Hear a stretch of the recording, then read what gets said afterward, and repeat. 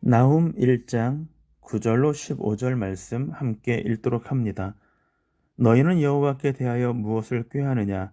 그가 온전히 멸하시리니 재난이 다시 일어나지 아니하리라. 가시덤불같이 엉클어졌고 술을 마신 것 같이 취한 그들은 마른 지푸라기 같이 모두 탈 것이거늘 여호와께 악을 꾀하는 한 사람이 너희 중에서 나와서 사악한 것을 권하는도다. 여호와께서 이같이 말씀하시기를 그들이 비록 강하고 많을지라도 반드시 멸절을 당하리니 그가 없어지리라. 내가 전에는 너를 괴롭혔으나 다시는 너를 괴롭히지 아니할 것이라. 이제 내가 지은 그의 멍에를 내가 깨뜨리고 내 결박을 끊으리라. 나 여호와가 내게 대하여 명령하였나니 내 이름이 다시는 전파되지 않을 것이라. 내가 내 신들의 집에서 새긴 우상과 부은 우상을 멸절하며 내 무덤을 준비하리니 이는 내가 쓸모없게 되었습니다. 볼지어다 아름다운 소식을 알리고 화평을 전하는 자의 발이 산 위에 있도다. 유다야 내 절기를 지키고 내 소원을 갚을지어다. 악일이 진멸되었으니 그가 다시는 내 가운데로 통행하지 아니하리로다 하시니라. 아멘. 악을 꾀하는 자라는 제목으로 아침 묵상 함께 나누도록 하겠습니다. 우리는 어제 하나님은 질투하신다라고 배웠습니다. 질투한다라는 것은 사랑에 대한 것을 전제로 놓고 할 때 질투라는 말을 사용하고 있는 것이죠. 하나님은 우리를 사랑하십니다. 뿐만 아니라 하나님은 질투하실 뿐만 아니라 보복하십니다. 하나님의 뜻을 거스리는 자들에 대하여 보복하십니다. 또한 하나님은 진노하십니다. 하나님에 대하여 대적하는 자들에 대하여 하나님은 진노하신다라고 우리에게 말씀해 주셨습니다. 그러나 하나님의 성품 가운데 하나님은 우리의 죄악에 대하여 노하기를 더디하신다라고 말씀하십니다. 이 말씀은 죄에 대해 오래 참으신다라는 그분의 성품에 대한 이야기가 아니라 하나님이 어떤 일들에 대해 엄정함에 대하여 반드시 그 결과는 하나님의 뜻 가운데로 인도한다, 죄에 대하여 심판하신다. 이 부분에 대하여 하나님께서는 그 심판의 때가 무르익을 때까지 유예하신다라는 의미로 우리가 사용되고 있다라고 함께 말씀을 보았습니다. 그러나 하나님은 하나님께 피하는 자들을 아시며 그들에게 선하심으로 그리고 그들의 산성이 되어 주신다라고 우리가 어제 말씀을 함께 나눴습니다. 오늘은 특별히 하나님은 경고의 말씀으로 말씀을 시작합니다. 9절에 보면 너희는 여호와에 대하여 무엇을 꾀하느냐라고 이야기하고 있습니다. 여호와에 대하여 무엇을 꾀하느냐. 꾀하는 사람들이 누굽니까? 네, 1차적으로는 아수르요. 그리고 니느웨의 사람들일 것입니다. 그들은 어떻게 여호와에 대하여 올바르지 않은 걸 꾀합니까? 하나님을 두려워하지 않는 오만함으로 이 일들을 꾀하고 있다는 것입니다.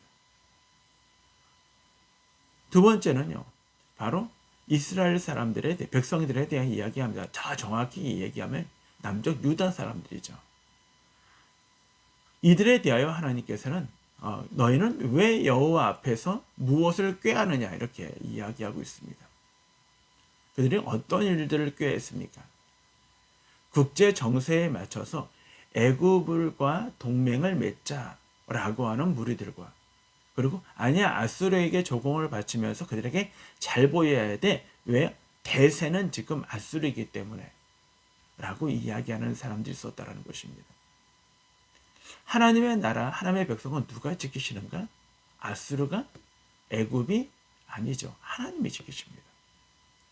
하나님의 백성들의 인생, 오늘날 우리들에게 우리를 지키시는 분이 누굽니까? 우리의 경제적인 능력이? 아니면 우리의 지식적인, 우리의 스펙이? 아니면 우리가 좋은 직장과 또는 무엇인가를 열심히 준비하는 우리의 수고와 우리의 노력의 그 결과로 얻어지는 것들, 그것이 우리를 지켜주는 것인가? 아니요, 그렇지 않다는 것입니다. 하나님의 백성들의 인생은 하나님이 우리를 지켜주시는 것입니다. 하나님 앞에 문제를 내려놓고 하나님께 묻고, 그리고 하나님 앞에서 올바른 신앙생활에 거룩한 백성의 삶을 살아가는 것보다 다른 것에 더 관심을 갖는 것, 그것을 너희는 무엇을 꾀하느냐, 이렇게 이야기하고 있다는 것입니다. 그가 온전히 멸하시리니 재난이 다시 일어나지 아니하리라.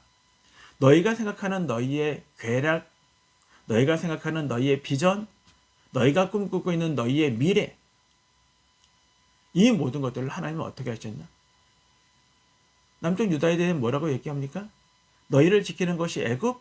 너희를 지키는 것이 아수르? 아니, 그들을 온전히 완전히 멸하실 거야. 네 앞에서 치워버릴 거야 라는 말씀을 하고 있는 것입니다. 그리고 이러한 불미스러운 재난이 다시 일어나지 아니하리라. 한마디로 얘기하면요, 너희가 무엇인가 꾀하는 것들, 그거 결코 아무것도 아니야 라는 것을 우리들에게 말씀해 주고 있는 것입니다.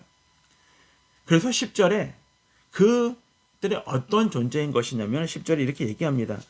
너희가 의지하고 너희가 생각하는 것들, 너희가 준비하는 것들, 그거는 10절에 가시덤불같이 엉클어졌고 술을 마신 것 같이 취한 그들은 마른 지푸라기 같이 모두 탈 것이다 라고 얘기합니다.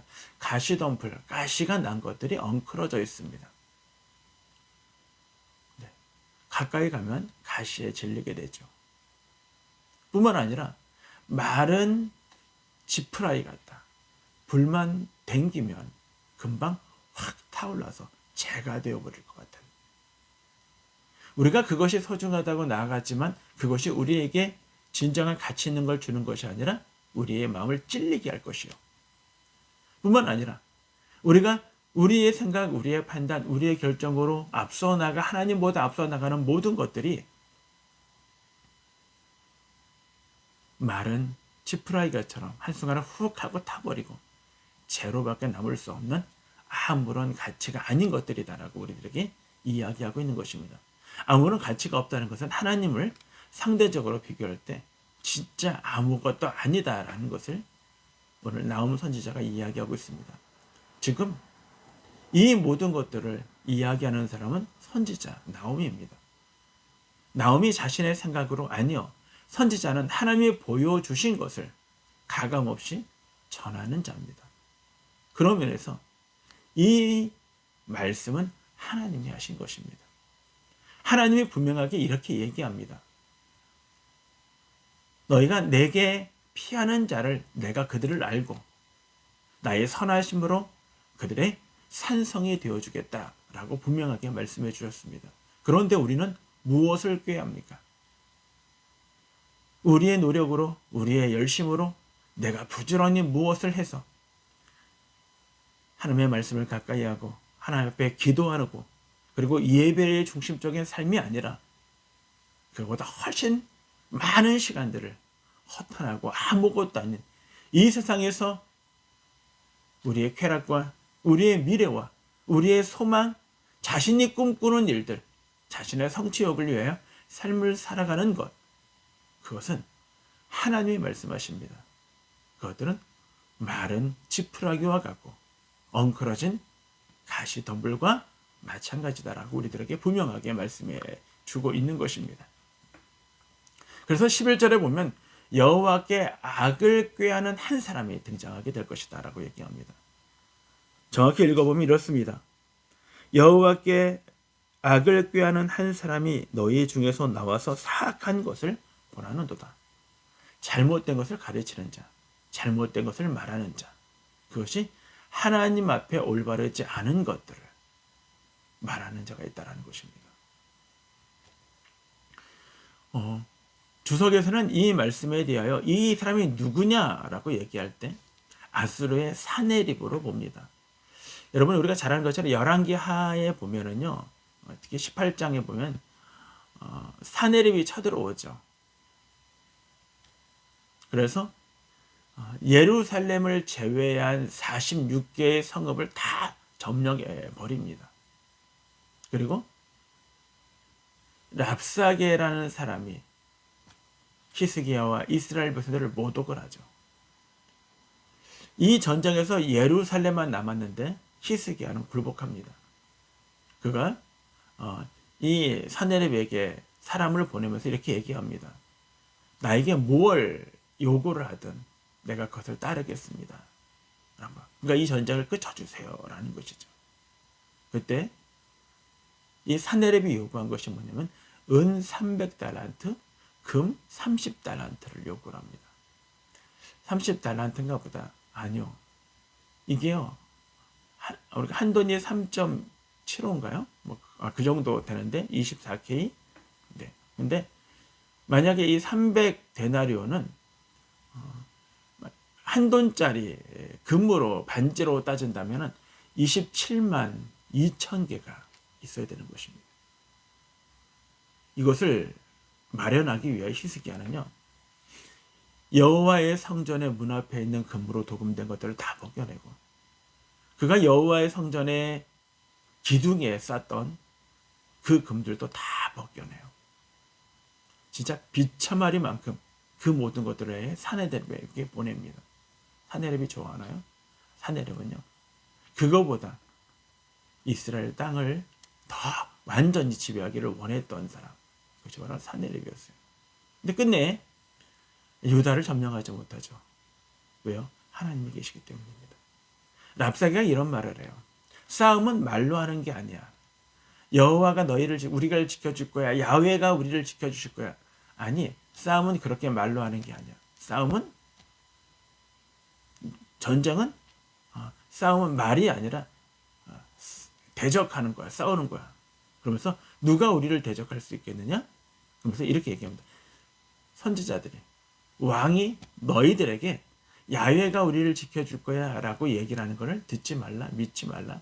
야훼도, 하나님도, 여호와도 아수르 우리의 왕의 손에서 너희를 구원하지 못할 거야. 이렇게 이야기를 해요. 얼마나 교만합니까? 얼마나 오만함에 대한 이야기를 합니까? 그것이 바로 우리의 공동체 안에, 우리 안에 들어와서 우리를 유혹하는 자가 있다는 것입니다. 이와 동일할 수는 없지만 제가 인천에서 사역을 할 때 장로님이 계셨습니다. 이 장로님은 먼저 번 교회에서 담임 목사님과 뜻이 다르다고 생각을 해서 대립각을 세워서 성도들을 데리고 절반이 나와서 교회를 개척한 겁니다. 그리고 그 교회 목회자를 청빙해서 그리고 교회를 그렇게 세워나가는 교회였습니다. 이분은 참 많은 성실하시고 인품도 괜찮으신데, 이분은 산부인과 의사였습니다. 그리고 그는 인천에 지금 한 15년, 20년 가까이 됐으니까요. 인천에 그 당시에 60억짜리 빌딩을 갖고 계셨던 분입니다. 거기서 한 달에 세만, 이제 달마다 1,800 정도가 나오는 그런 재력가였습니다.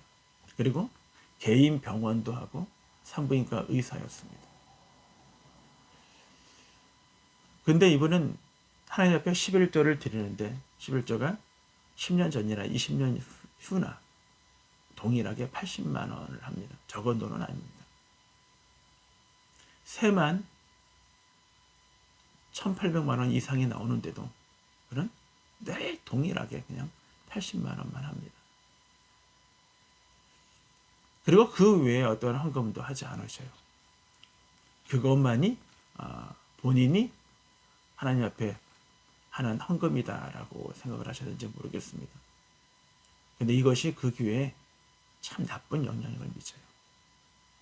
저희 지금 신관계보다는 훨씬 더 많은 성도가 있음에도 불구하고 헌금 생활을 제대로 하는 사람들이 없을 정도였습니다. 장로님이 한 분 계셨는데 그분이 그러셨어요. 이분이 어느 날 갑자기 은퇴하시겠다고 말씀하십니다. 65세가 되셨는데 65세가 되기 전에 63세쯤에 은퇴하시겠다는 거예요. 그리고 사임을 하셨습니다. 그리고 서울로 이사를 가셨어요. 다시 인천에 오시지 않고 서울로 이사를 가시는데 그 시기에 맞춰서 60억 빌딩을 매매했습니다. 이미 가시기 전에 빌딩을 내놨고 그리고 사임하시고 그곳으로 가셨습니다. 근데 안타까운 소식은 그 다음에 이분이 치매를 판정을 받으셔요. 그리고 요양병원에 있다는 소식만 들었습니다.